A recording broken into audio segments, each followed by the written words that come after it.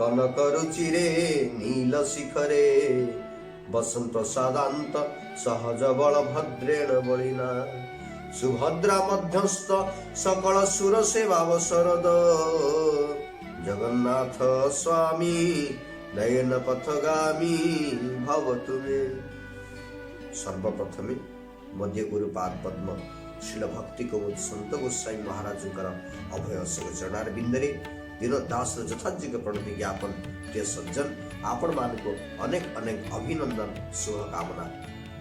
से घड़ी आज उपस्थित हवा दीर्घ 26 वर्षर प्रतीक्षार अंत घटाई से नागार्जुन वेश आगत प्राय किंतु बड़ दुर्भाग्यर कथा आम मैंने दर्शन वंचित होती किंतु आशा छाड़ानी आगामी वर्ष ये वेश संगठित हवा को प्रयास चली। तो ये नागार्जुन वेश या पछर रहस्य कौन आसत से विषय आम आलोकपात करवा। तो सबु वेश तो सहज हो जाए किंतु बहुत दिनर अंतराल यही वेश हुए जहाँकि नागार्जुन वेश। भगवान कहले मद भक्त विनोदेन करोमि विविध क्रिया मो भक्तों को आनंद विनोद प्रदान करने मो विविध क्रिया कराए। पुनश्च चैतन्य चरितामृत कृष्णदास कविराज गोस्वामी लिखिले भक्त गणेर सुख दीते प्रभुर अवतार जहाँ जैसे योग्यता करेन व्यवहार। भक्त गणेर सुख दीते अर्थात तांको भक्त मान को सुख दवापाई प्रभु बहुत बहुत विभिन्न अवतार नियंती जेते बेले जहाँ से योग्य बोली मने करंती जहाँ को जो रूप को योग्य बोली मने करंती से रूप को तुरंत से परिप्रकाश करंती। केते बेले मत्स्य कच्छ बराह ऋषिंग वामन हयग्रीव तो परशुराम विभिन्न आदि रूप से धरामंडल को आसी। या भितरे गोटे विशेष रूप नागार्जुन रूप को आम देखा जोटा कि अलभ्य। ये नागार्जुन बेश कहीं होती प्रभु चली जा द्वापर लीला। द्वापर लीला रे भगवान लीला कर सखा अर्जुन अच्छा समय क्रमे अर्जुन आसी नागलोक को नागलोक रहिबा समय रे नागकन्या वासुकी राजा वासुकी कन्या संध्यावली सहित प्रणय विहार होद्वारा गोटे पुत्र संतान जात हो नाम हो नागार्जुन। अनेक वर्षर व्यवधान परे से पुत्र संतान सहित अर्जुन एक युद्ध रे उपनीत होती केउठारे ना काशी सन्निकट हर उद्यान रे जहाँकि शिवंकर उद्यान। तो सेठी गोटे गंडा उद्देश्य रे दुई जन पिता पुत्र युद्ध रे उपनीत होती किंतु सेते बेले ना पिता चिन्हिचंती पुत्र को ना पुत्र चिन्हिचंती पिता को किंतु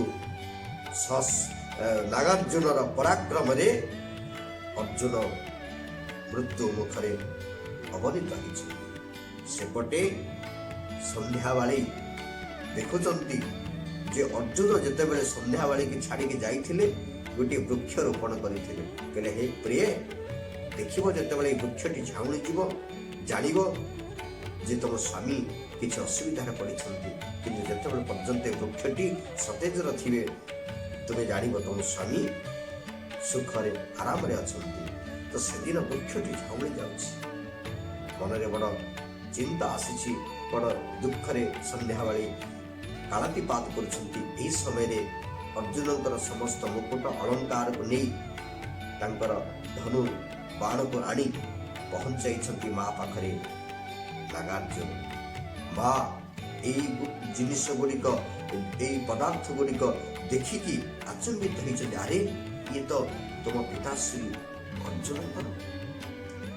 समस्त घटना कहला परे हत ज्ञान उड़ी जाइए संध्यावली से भगवान कृष्ण को मन पकाई समस्त को मन पकाई एवं समय क्रमे नागार्जुन निजक धिक्कार कर मो पिता मृत्युर कारण कालक्रमे भगवानकर प्रेरणारे ब्रह्मा जम ये समस्ते आसी साक्षात कृष्ण ये समस्ते आसिकी अर्जुन मृत शरीर पाखरे उपनीत होइछन्ति एवं भगवान जम को कहउछन्ति जे तुमे एहांको बंचाई दियो। तो जम जो मृत्यु संजीवनी विद्या जो जहा मंत्र द्वारा अमृत द्वारा सिक्त कराई अर्जुन को पुनश्च जीवन दान दिया जीव तो ताही से दिन ही हवा दरकार से तिथि हवा दरकार जदि से तिथि जाई परवर्ती तिथिर सूर्य उदय हो जाउछन्ति ताहले अर्जुन को बंचेबा बड़ कष्टकर ही पारे। जो भली लक्ष्मण जेतेबेले मृत्यु शज्यारे पड़िथिले हनुमंत महाराज राताराति मृत्यु संजीवनी नहीं आसिले सकाळ हेले लक्ष्मण आ बंची न थांते। तो सही भली मुंडटी तो बहुत दूर रे थिला मुंडटी को आनी लगेवा को समय अतिक्रांत करी जाउची सकाळ ही दिबे। तो या भितरे सूर्य को प्रार्थना करागला तो हे सूर्यदेव आपण परवर्ती दिन तिथि अर्थात जो द्वादशी तिथि से तिथिटी को आपण टिकिए आगु को नहीं जानतु आपण टिके समय दिंतु केते घड़ी मात्र सूर्य तिथिटी को आगे नहीं गले जा फल कि परवर्ती दिन तिथि त्रयोदशी तिथि आसीबा भितरे बा सूर्य उदय हवा भितरे यांकर अर्जुन को जीवन दान दिया गला। ये जो किछि क्षण ये जो किछि घड़ी अधिक हवा फल जहाँकि कहगला अधिक दिन बा मल दिन से मल दिन टी आमे सहस्रा नागार्जुन उद्देश्य नागार्जुन वेश जगन्नाथ दर्शन करुछन्ति। यार कारण कौन ना अर्जुन जिते बंचिक उठिले प्रश्न कले पुणी भगवान कृष्ण को कहले मु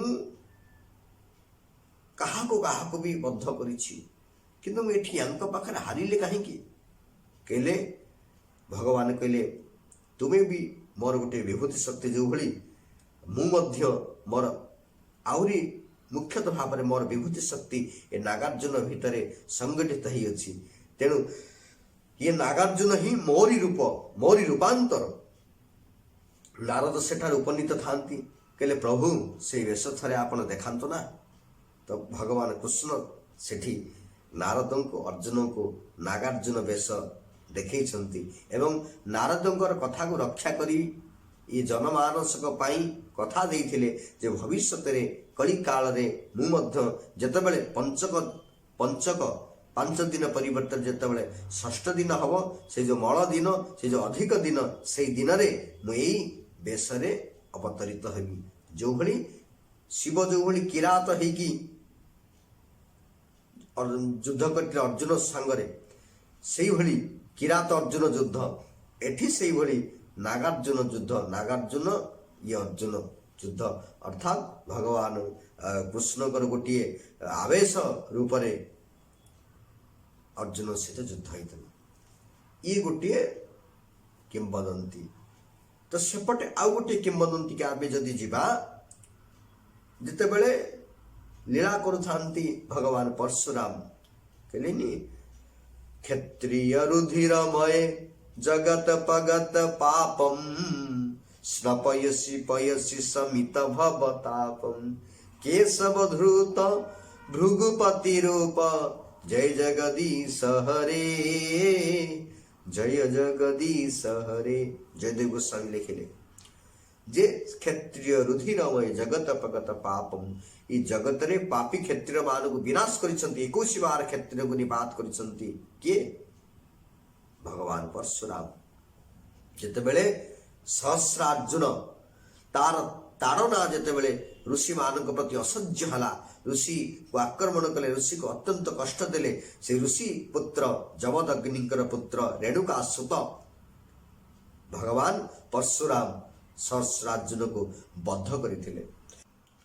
श्रीक्षेत्र रे शाही यात्रार परंपरा सह वाल्मीकि रामायण रे परशुरामଙ୍କର ବର୍ଣ୍ଣିତ ରୂପ ସହ ଜଗନ୍ନାଥଙ୍କର ନାଗାର୍ଜୁନ ବେଶର ସାଦୃଶ୍ୟ ଅନେକ ଭାବରେ ରହିଅଛି। ତ ଏଥିପାଇଁ ଧରାଯାଏ ଯେ ରାମାନନ୍ଦ ସମ୍ପ୍ରଦାୟ ଆଚାର୍ଯ୍ୟ ରାମାନନ୍ଦ ସ୍ୱାମୀଙ୍କ ପ୍ରଭାବରେ ଏହି ବେଶ ଆରମ୍ଭ ହୋଇଛି ବୋଲି। ଯାହା ବି ହଉ ଏହି ବେଶ ଯୋଦ୍ଧା ଆଉ ସନ୍ନ୍ୟାସୀର ବେଶ। ଗୋଟିଏ ପକ୍ଷରେ ବ୍ୟାଘ୍ର ଚର୍ମ ପରିହିତ, ଆଉ ଗୋଟିଏ ପକ୍ଷରେ ସେ ପୁଣି ଧରିଛନ୍ତି ଅସ୍ତ୍ର ଶସ୍ତ୍ରରେ ସୁସଜ୍ଜିତ।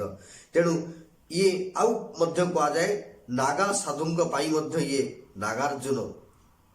ଏବଂ ଏଇଭଳି ଭାବରେ ଭଗବାନ ବିଭିନ୍ନ ଭକ୍ତମାନଙ୍କର ଆଶାକୁ, ବିଭିନ୍ନ ଭକ୍ତମାନଙ୍କ ପରମ୍ପରାକୁ ଲକ୍ଷ୍ୟ କରିକି ପ୍ରଭୁ ଏ ବହୁ ପ୍ରତୀକ୍ଷିତ ବେଶକୁ ପ୍ରଭୁ ଧାରଣ କରନ୍ତି ଏବଂ ଭକ୍ତମାନଙ୍କୁ ସୁଖ ଦିଅନ୍ତି।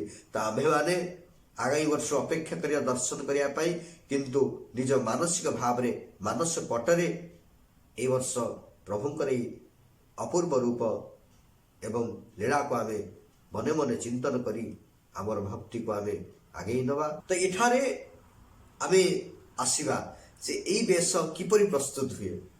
ଏଇ ବେଶକୁ ପ୍ରସ୍ତୁତ କରିବା ପାଇଁ କେତେ ଗୁଡ଼ିଏ ଜିନିଷ ଲାଗେ, ଯଥା ସୋଲ, କନାଜରି, ବେତରେ ଦାଣ୍ଡିଆ, ତାପରେ ନିଶ, ଦାଢ଼ି ଏସବୁ ପ୍ରସ୍ତୁତ ହୁଏ। ଛୁରୀ, କଟାରୀ, ବାଘଛାଲ, ସ୍ୱର୍ଣ୍ଣଭୁଜ, ସ୍ୱର୍ଣ୍ଣ ଶ୍ରୀଭୁଜ, ଶ୍ରୀପୟର ଏସବୁ, ଶଙ୍ଖ, ମାଳି, ଚକ୍ର, ହଳ, ମୁଷଳ ଏସବୁ ଭଗବାନଙ୍କର ସେଦିନ ଧାରଣ କରନ୍ତି। ତ ପ୍ରାୟତଃ 16 ପ୍ରକାର ଅଳଙ୍କାର ଭଗବାନଙ୍କ ଦେହରେ ସଜ୍ଜିତ ହୁଅନ୍ତି। କଥାରେ ଅଛି ଭଗବାନଙ୍କର ଏଇ ଯେଉଁ ଦାମୋଦର ଲୀଳା ହେଉଛି ଆଶ୍ୱିନ ଶୁକ୍ଳ ଏକାଦଶୀ ଠାରୁ କାର୍ତ୍ତିକ ଶୁକ୍ଳ ଦଶମୀ ପର୍ଯ୍ୟନ୍ତ ଭଗବାନଙ୍କର ଦାମୋଦର ବେଶରେ ସୁସଜ୍ଜିତ ହୋଇଥାନ୍ତି। ତ ପଞ୍ଚକ, ତାପରେ ଯେଉଁ କାର୍ତ୍ତିକ ଦଶମୀଠୁ ପୂର୍ଣ୍ଣମୀ ପର୍ଯ୍ୟନ୍ତ ଯାହା କୁହାଯାଏ, କାର୍ତ୍ତିକ ଶୁକ୍ଳ ଦଶମୀଠୁ ପୂର୍ଣ୍ଣମୀ ପର୍ଯ୍ୟନ୍ତ ଯାହା କୁହାଯାଏ ଭୀଷ୍ମ ପଞ୍ଚକ, ସେ ପଞ୍ଚକରେ ପ୍ରଭୁ ମୋର 5ଟି ବେଶ ହୋଇଥାନ୍ତି। ତାହା ହେଉଛନ୍ତି ଲକ୍ଷ୍ମୀ ନାରାୟଣ ବେଶ, ବାଙ୍କଚୂଡ଼ ବେଶ, ତ୍ରିବିକ୍ରମ ବେଶ, ଡାଳିକିଆ ବେଶ ଏବଂ ରାଜବେଶ ବା ସୁନାବେଶ। 5ଟି ବେଶ। କିନ୍ତୁ ଯେଉଁ ଦିନ ଯେଉଁ ବର୍ଷ ଏ ପଞ୍ଚକ ଅଧିକ ହୋଇଯାଏ, 5 ଦିନ ପରିବର୍ତ୍ତେ 6 ଦିନ ହୁଏ, ସେଇ ତିଥିରେ ମଧ୍ୟବର୍ତ୍ତୀ ଅଧିକ ତିଥିରେ ପ୍ରଭୁ ଏଇ ବହୁ ପ୍ରତୀକ୍ଷିତ ନାଗାର୍ଜୁନ ବେଶରେ ଭକ୍ତମାନଙ୍କୁ ଦର୍ଶନ ଦେଇଥାନ୍ତି। এই ବେଶ କେବେ ହୋଇଥିଲା ଆରମ୍ଭ? ଯଦିଓ ୟାର ଶାସ୍ତ୍ରୀୟତା ଭିତ୍ତିଭୂମି ବହୁତ ଅନେକ ପ୍ରାଚୀନ ନୁହେଁ, ତଥାପି ଇଏ ଲୋକମାନଙ୍କର ବେଶ ଆଦୃତ, ଦର୍ଶନାର୍ଥୀଙ୍କ ପାଇଁ ବେଶ ଆଦୃତ। ତ ଏହା ପ୍ରଥମେ ଶ୍ରୀମନ୍ଦିରରେ 1966 ମସିହାରେ ମାନେ ନଭେମ୍ବର 26 ତାରିଖରେ ଏ ବେଶ ସଂଗଠିତ ହୋଇଥିଲା। ପରବର୍ତ୍ତୀ ସମୟରେ 1967, 1968ରେ ଇଏ ମଧ୍ୟ ଶୁକ୍ଳ ପକ୍ଷରେ ଚତୁର୍ଥୀ ଦିନ ମଧ୍ୟ ଇଏ ଶୁକ୍ଳ ଚତୁର୍ଦ୍ଦଶୀ ଦିନରେ ମଧ୍ୟ ଇଏ ସଂଗଠିତ ହୋଇଥିଲା। ତାପରେ ପୁଣି 1993ରେ, ପୁଣି 1994ରେ ଇଏ ଯେଉଁ ପଞ୍ଚକର ତୃତୀୟ ଦିନ ଅର୍ଥାତ୍ ଦ୍ୱାଦଶୀ ପରେ ତ୍ରୟୋଦଶୀ ଦିନ ଏ ବେଶ ସଂଗଠିତ ହୋଇଥିଲେ। ତ ଏହାର ଅନ୍ତ ଘଟାଇ ଏ ଯେଉଁ ପ୍ରତୀକ୍ଷା 1994 ଠାରୁ ଏପର୍ଯ୍ୟନ୍ତ ଏ ବେଶ ହେଇନଥିଲେ। ଦୀର୍ଘ 26 ବର୍ଷର ବ୍ୟବଧାନରେ 2020 ମସିହାରେ 27 ନଭେମ୍ବର 2020 ମସିହା ଅର୍ଥ ପଞ୍ଚକ ଯେଉଁ ଦ୍ୱାଦଶୀ ତିଥିରେ, ଶୁକ୍ଳ ଦ୍ୱାଦଶୀ ତିଥିରେ ମହାପ୍ରଭୁଙ୍କର ଏହି ବେଶ ସଂଗଠିତ ହେବାକୁ ଯାଉଛନ୍ତି, ଯାହା ସମସ୍ତ ଭକ୍ତମାନଙ୍କ ପାଇଁ ମାନେ ବହୁତ ଆଶା ଆକାଂକ୍ଷା ଥିଲା। କିନ୍ତୁ ଅପେକ୍ଷା କରିବା ଆର ବର୍ଷକୁ, ଏ ବର୍ଷ ଆମ ପକ୍ଷରେ ଏହା ସମ୍ଭବପର ହେଉନାହିଁ।